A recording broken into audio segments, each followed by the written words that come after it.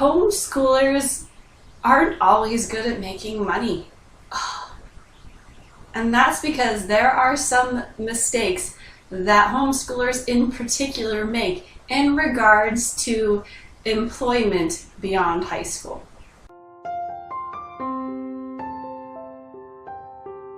Welcome to Amazingly Deep Thoughts, where I teach teens and young women how to change their own lives and find peace through biblical living. The mistake that a lot of homeschoolers make in regards to employment is not understanding protocol and recognizing how important a resume is, what you need to accomplish with a resume, and how to make your own.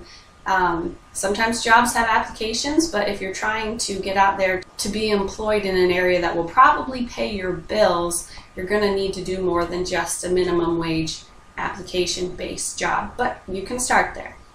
Second thing is interviewing. You have to have some passion and understanding of what your employer wants. When an employer goes to hire you, you need to understand that this is their baby. This is the business they've worked on and they've dedicated their life to. They don't just want to hand a job over to anybody. They want somebody who is as invested in that company as they are. They don't want somebody who just wants a job. They want somebody who is invested in them and is self-sacrificial and is excited about working there. So if you have an attitude of, well, I don't really need this job, it'd be great if I got this job, don't really know much about it, but I want a job, that's not going to shine above the rest. And so you need to understand what employers want. I would really recommend Dave Ramsey's book called EntreLeadership. And he actually gives a whole section about how to determine who a good employee is as an employer trying to hire somebody. And if you read that and see what an employer wants in an employee, it will give you a tremendous insight into how to present yourself in an interview. The last part of protocol in regards to getting a job is the importance of networking. Very often, the majority of people who get hired because they know the person or someone in that business. This is why people who go to secular colleges tend to have a foot up in the employment world. We don't tend to go to secular colleges because we understand that there is an agenda behind the educational system that's not just there to get us a job. But one thing that they do have that a lot of homeschoolers don't recognize or don't see is the alumni and the network, that people trust the college that they went to. They trust the quality of what came into it. I went to a certain Bible college, and I naturally trust other people who went to that Bible college because I know generally what they believe just from where they went. And so when you have an alumni or a network of friends or a network of people who know other people, teachers will say, well, maybe you can get a job there because I know so-and-so works there. Or maybe the college counselor says, oh, well, they're doing a hiring event right now, and so they're in the know. And you can't underestimate the importance of networking. And I will talk about that another time, because networking and the element of getting to know people on purpose is a huge drawback that homeschoolers have to face, and I hope to get to that another time. One of the mistakes that homeschoolers make in regards to their employment is indecision, and there are 3 things that cause indecision. The first is perfectionism. We want to get it right the first time, and so rather than getting out there and just getting our foot in the door, we try to map out our life and find the perfect job in the first place. But let me tell you an experiment, true experiment that was done. There's this book called Fail Fast, Fail Often. And as a perfectionist, I thought, really? Fail fast, fail often? And they said that there was a scientific research done, and they had 2 different groups of college students, and they told them that the goal at the end of the month was to make the best ceramic pot. And with the first group, they said, you have to make 40 pots a week. And the second group, they said, we don't care how many pots that you make in this entire month, but you just need to have the best pot at the end of it. And And who do you think won? The one who had all the time to plan it out, or the one who was just so busy making the pots that they won? Because what happened was that in the process of making so many, they found out hands-on what it was that made a better pot and where their problems were, whereas the other ones spent so much time analyzing it that at the end they were probably where the other group was at pot 5. And so failing fast and failing often is something that you need to recognize if you are a perfectionist. I was reading this book that said 10 things that every employer wishes that students would learn in college. I just started opening. I don't even know if it's a good book, but I was reading through the topics, and all of these things that they hoped that college students would learn are really just elements of maturity and character and confidence that comes from getting out there and experiencing and failing and learning from those failures. And so when it comes to employment, don't think that you need to have the perfect job in the first place, because probably you are going to have one set of jobs between 18 and 23, a certain type of job, and then probably a different type of job between 23 and 30. But there is no perfect plan when you're 18. There's just getting out there, doing the best you can. The second element of indecision is apathy. And I have seen girls who I talk to them and I say, so do you have any plans? And whether they do or whether they don't, I don't know. But sometimes the fear or just not having even looked into it, you're kind of a go with the flow person, and they're just like, I don't know. Well, so do you enjoy doing something? Is there something at home you find yourself doing and you just kind of gravitate towards it? I don't know. What do you do with your time? I don't know, I guess I just do whatever. And those are the type of people when they're 22 and they're broke and they still don't know.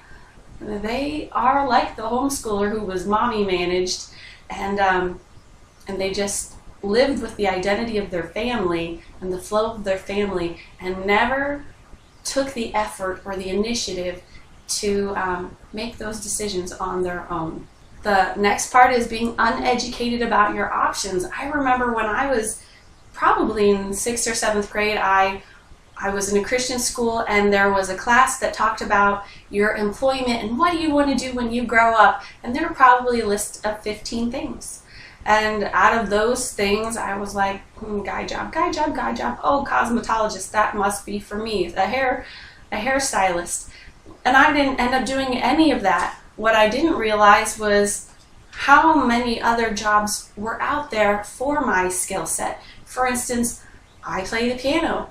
You can make, well, depending on your skill level, I'd probably say that you can make between 20 and 30, sometimes $40 an hour teaching piano or an instrument to somebody. Do you have that skill set? That is a viable option if you understand the element of entrepreneurship. Are you an excellent baker? Maybe a cake decorator? There are options, but then if you aren't so good on the initiative and drive and entrepreneurship side, what about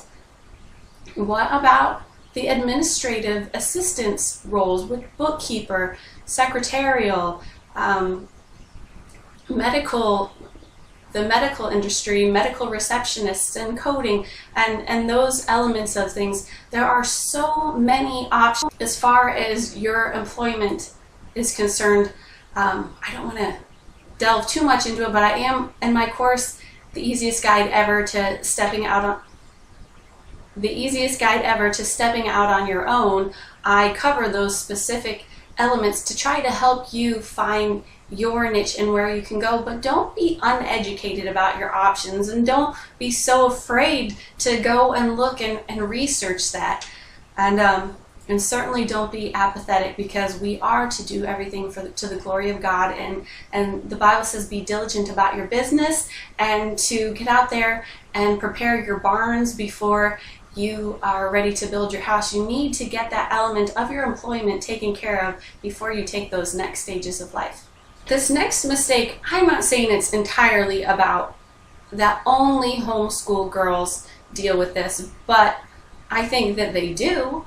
And so this could just go across the board for everybody, but it's being unaware of the cost of living.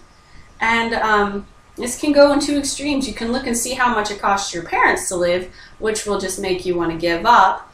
Or you can look and say, all right, how do I live comfortably out on my own? And so you find yourself in a situation where you're underprepared to meet your financial needs. And you thought, oh, well, maybe if I worked 40 hours a week at $10 an hour, I can move out on my own by the time that I'm 20. But first of all, I'm just letting you know that's going to be hard on you as a woman, because of time management. If there's one thing that I do over and over, it's time management. And if you break down your day and what it takes for you to prepare your food and go to the gym and do your devotions and have friends and sleep, you might want to look at working less amount of hours at a higher pay, which is always the goal. And that goes back to point number one of educating yourself on your options, that there's more than just McDonald's out there. That an admin role or a bookkeeper starts out at twice the amount of minimum wage. So just keep that in mind, that when you're looking at your cost of living, you can't just assume that you're going to be able to move out on a $10 an hour job. The second mistake in regards of being underprepared for the cost of living is that so many homeschoolers, they just assume they're going to get married by the time they're 21, 22, 23. You can't be sure that you're going to get married, so you do need to prepare yourself financially and say, let's say I get married when I'm 30, how will I financially support myself? And not only that, but if I do get married when I'm older, do I just want to drop that job? Or do I want to transition into being a full-time mom, and can that job come with me? And so those are some areas in which we're underprepared for the cost of living, and seeing reality for what it is, that moving out on your own and being independent is expensive, and you have to be prepared for that. And going to college doesn't always hack it. You probably find yourself still living at home when you're 23, unless you get married. The third element of being underprepared for the cost of living is something that I see good Christian kids doing, and that is you go to Bible college as a default. And I am all for Bible college. It is a great way to grow your independence in a controlled environment where your parents aren't telling you what to do, but there are still some rules, and you're surrounded by guys and girls who are relatively like-minded. There's different levels of Christian growth in Bible college, and you have to have discernment with there. But what happens is that sometimes people think, well, I went to Bible college, and so that means I'm going to get a job, or I'm going to be in the ministry. But I just want you to know that people in the ministry still have to make money, and it's usually not through their church, because small churches, and that's usually what most churches are, small churches can't afford a full-time pastor. And so very often the husband has to work as a bivocational pastor, or kids get out of Bible college thinking, all right, I have a teaching degree from my Bible college, and then they realize, wait, my Bible college wasn't accredited, and no school will accept me except for the Christian school, who would have accepted me without my degree, and they only pay below minimum wage. These are the realities of life. And so what I would encourage you to do, if your heart is to go to Bible college, have a bivocational plan from the start and say, how am I going to make money and serve God? And so for guys, I would totally recommend that they go to a tech school or a trade school so that they can have an inexpensive way to provide while they're working in the ministry. But for girls, you still need to go through the same elements of educating yourself on what you want to do, how are you going to do it, how much is that going to pay, because Bible college does not help you pay your bills. That is solely for your spiritual growth and training. Thanks for joining me. If you haven't subscribed, please do, and I hope to see you next time. Goodbye.